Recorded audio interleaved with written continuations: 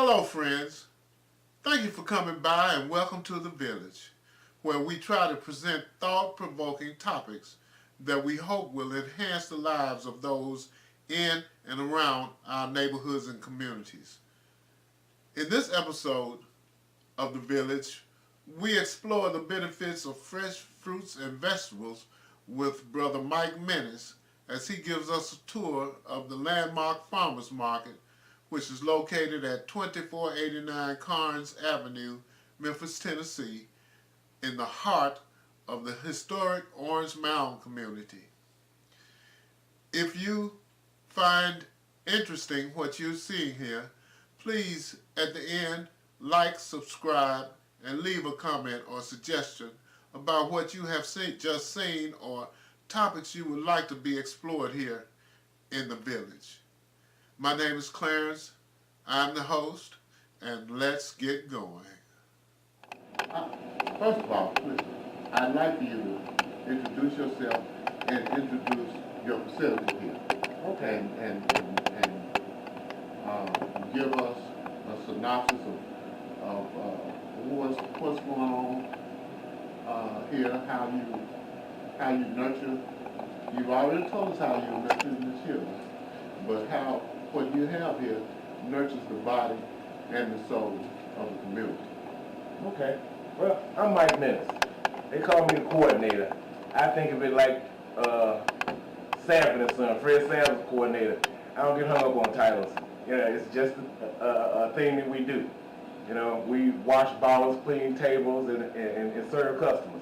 No big eyes and little U's around here. And one of the facts of the matter is that this building, 2489 Carnes, was built in 1900. Okay? And this community was built by African Americans. So there stands to reason that this building was built by African Americans. And at that point in American society, at the turn of the 20th century, African American men were not getting a formal education. So they had to have a desire to strive for excellence, to be able to put this building together in a way that's going to last over 100 years. Tell me again how you have helped to educate the children to bring them to a point where they not only don't use curse words, but being more articulate with the lexicon that they say we must have to be prominent in this generation, in their society. Well, Brother Clarence, we have a youth urban farm training program that we've operated since 2011. And out in our gardens, we teach young people how to take care of the soil using natural resources rather than artificial and chemical amendments to grow food. And alongside that, what they develop are life skills such as discipline, teamwork, and self-reliance. And to that extent, one day I come out and I heard cuss words. Okay. So I come around the corner where they wash their fellas. When I started cussing, cussing's allowed. But until I started cussing, ain't no cussing out here. Matter of fact, cuss words gonna cost you $1 a piece from now on. And I got another thing for you. Let's call it the ABC challenge. I want you to take the dictionary, and since there's 26 letters in the alphabet, take each letter, find the word in the dictionary, be able to articulate it in a sentence, and give the definition of it, and I'll give you $26. That's the ABC challenge. To the extent that the things that are in your head, you should be able to express in a manner that doesn't require you to utilize cuss words. Expanding your vocabulary and expanding your thought processes is part of your own self-development. And again, it relates back to the self-reliance aspect of being able to stand in front of anybody and express yourself in a way that you communicate on a level that everybody understands. And one of the things I like about growing food and working with the young people is that everybody's got to eat. And when you look at the basic elemental composition of fruits and vegetables, they closely approximate the elemental composition of the human body. So when you put those two together, the things that help maintain our optimum health come out the ground just like we did. So this is how we approach working with youth. One of the primary things I like to think about, and I suggest to others who work with young people to think about, is that we were their age once.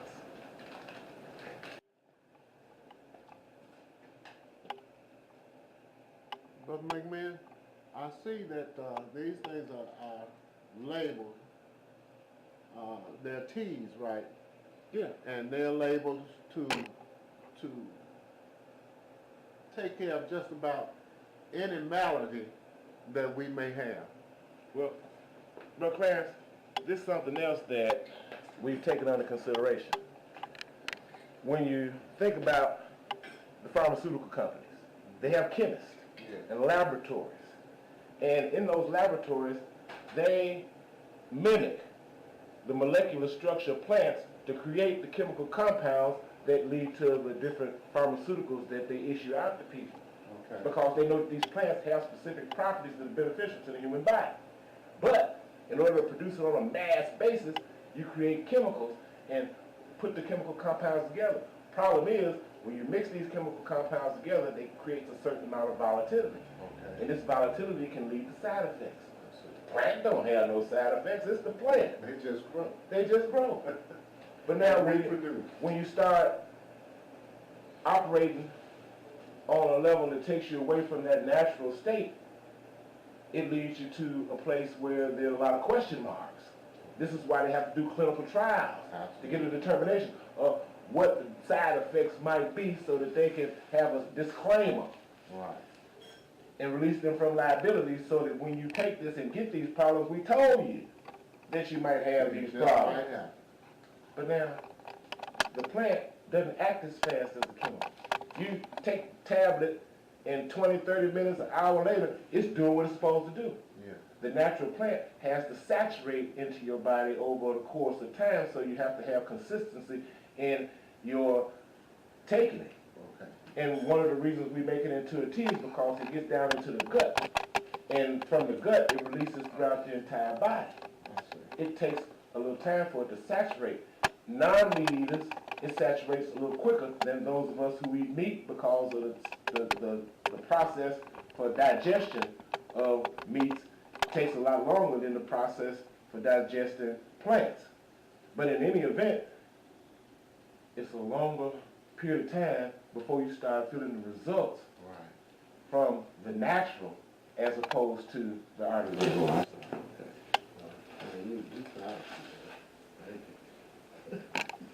Thank you so much. Ladies, I want to thank y'all. Thank you, and you'll be seeing us again.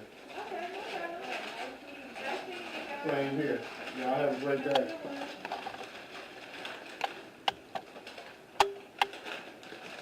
This is beautiful.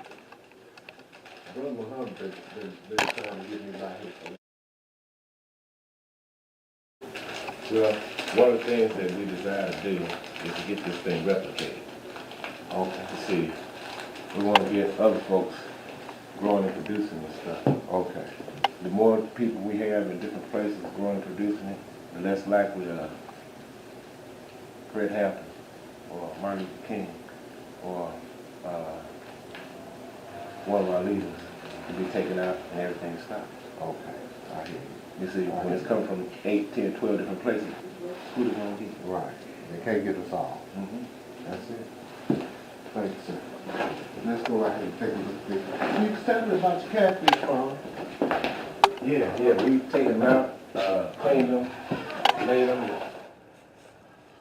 So is anything actually actively growing in any of these plots? All the time. The reason this is thinned out is because I use a lot of it to make salads with. Okay. Got some curly mustards back there, Okay. and I clip them regularly and bring them in so that people can enjoy them. Right. I love mustards, man. And don't go around and mix them with no collards. Oh man. I mean, not collards, but turnips. Hey, look at here. We got some red Russian kale right there. Uh-huh. And if you mix them with it, it brings a tear to your eye. Right there. Oh yeah. And a lot of folks don't realize how beneficial these things are. But I know. Like that. I know it's good because one of the problems that commercial growers have is a lack of oversight. One of the reasons why there was a problem with romaine lettuce is because of a lack of oversight. Okay. Birds gonna fly by. Right. If they crap on your stuff, you take that stuff, put it in the compost bin or the garbage. I see. You don't mix it with the good stuff because that's where the E. coli comes from. Right. The bacteria can spread throughout all of the plants, and now people are having sickness. Okay. You got to get rid of the one that ain't no good, which means you got to look over your stuff, which means you got to have people out in the fields. They ain't squatting in the fields, putting it on the conveyor, spreading that crap all over the conveyor, and next thing you know, as they're packing it, all of the vegetables have been contaminated. Which means you, and also, you can't sell every piece that you got, that you grow. Some of it is just lost due to attrition. We use plants to create compost. Okay. That's what happens out in the jungle. That's what happens out in the forest. The leaves and stuff fall when the seasons change, they decay, they go back to the ground, enhancing the soil quality. Okay. Along with the microbial life that exists within the first 4 to 6 inches of the soil, this will help keep soil fertility. Okay. That's what we use. The stuff that comes out of the dirt, we put back in the dirt. This is our catfish pond.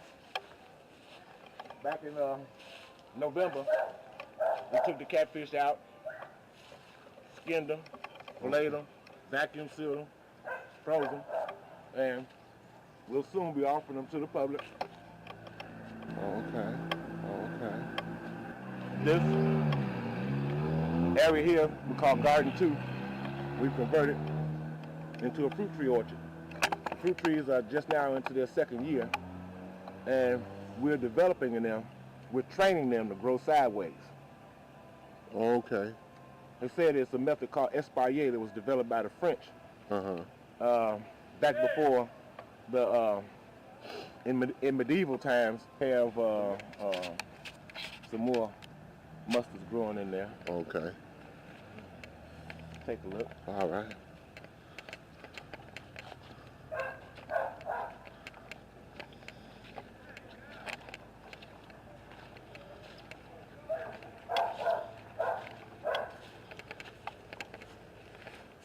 Oh, those are beautiful. We got 3 beds of curly mustards and 1 bed of collards over here. Okay. Most of the collards I keep outside because collards like the cold, and they get sweeter once the frost hits them, and they start turning, have a little purple hue on the leaves. Okay. But otherwise, you'll notice that there's some sprigs in the middle of the beds. Those sprigs is garlic. Some of it's garlic, some of it's cilantro, because it gives off a pungent smell that bugs don't like. So you'll see that our plants are not bug-ridden. They're not eaten up by bugs because we use a natural bug deterrent called garlic. And when the garlic bulbs get full grown, we dig them up and use them. I hear you. And then let some of them go and develop roots and stems and replant them. Okay. So it's a continuous process that causes us to not only be self-sufficient, but cost efficient. Right. It's you let the natural cycle take its course. Yeah. That's wonderful. These are strawberries. They'll be back in May and June. I had some in my backyard when I first moved. Thought I could cut them down and they'd come back. Didn't happen for me. Gotta let them be. Yeah. Prune some of the stems, make them bushier. In there, we don't go in there. Okay. That's our tunnel 2 is our aqua tunnel. Okay. We raise tilapia fish in there. Okay. And we grow food in there. And it's all water based. All right. But just like our catfish pond, we have a irrigation food that you know is good. How long you been? And enjoy it. You can How do long it. you been over here this way? We started this in 2011. Oh, okay. This is our spearmint patch. Okay. It's dormant. We cut it down, but take a smell. That's spearmint. I smell it. What's that? I had to get it in the right nostril. Oh, look at Spearmint Oh, look at it. from Wrigley's. This is what Wrigley's use. I bet it in the summertime. Okay. Got some collards going over there. Gotcha. Yeah. I bet it's pretty. Oh yeah, it gets up In about, the summer, I bet it be it green. gets about 2 feet tall. And you see, here's one of the things that deals with our honey. Our Yeah. bees are constantly getting color. 2011 And wasn't so you had a vision to do this. well, this was my oldest son's idea. After he finished his second tour in Iraq, we were riding around 2010. He said he wanted to garden. I thought it was a good idea because I understand, you know, some of the things that you see, you're never going to be able to get them out your head, but at least to have something nice to be involved with that relieves that thing that you know exists. See, it might come at 2, 3 o'clock in the morning, tap you on the shoulder about the stuff you've seen It's like the village. and the stuff that you've done. But instead of going to the alcohol or going to the drugs to try to get relief, you go out in the garden and enjoy the beauty of nature and the cycle of life that exists within the soil, and you ain't got to try to escape. Okay. You Right. recognize for what it is. When it comes 2, 3 o'clock, I say, yeah, I know you. You know, you ain't bothering me. Just hang around while you hang around. I know I did that. I know that happened. I know I saw that. I know it was ugly. Next. I ain't got to hit the pipe. I ain't got to roll one up. I ain't got to get me a shot. Because that was part of my life. Right. It happened. Right. And gardening helps you recognize that there's a circle of life. Circle of life. And when you participate in it, knowing this, it's a beautiful thing. It's wonderful. How old are you? Old enough to know better and trying to do better. Okay. I don't spare liver. No. Yes, I don't right. have no spare kidney. Right. I don't have no spare stomach. If your stomach starts hurting, man, grab your cabbage, cut it in 4 pieces, take one of them 4 pieces, put it in the juicer, get that little juice, drag it down, and It's good. you do It that is. 3, 4 times a day, and next thing you know, you be wondering, man, my stomach was hurting. It was gone. Look, I picked me up a pack of that indigestion tea. That digestion tea. The digestion Oh, tea. that's beautiful. I picked me up a pack today because I've been having reflux the last several days. And give it acid reflux. That salty, bad taste where the clear liquid comes. Yeah. Get that eerie feeling. Yeah. It's Knock it all. out. Well, I got it in the bag There's now. another piece too because the coriander that's in there is also an antidepressant. Okay. It lightens your mood and it helps get rid of Alzheimer's. So it enhances your attention span. So we're gonna take a look. This is our food can. We're gonna be done in just a little while, okay? I'm good. Okay. They don't have y'all picture up in the post office right now, do they? No. He's filming. And if anybody's on the water, this, it might. All right. Yeah, they say, be careful about the toes that you step on today, cause they may be connected to behind you. Had to kiss them on. Ooh. All right now, So it's nice to be nice. gentlemen. It's good to see you guys, and I want to thank y'all for what you do. Okay, there's a need for it, and I want you to know if nobody else has told you today, I appreciate you. All right, thank you.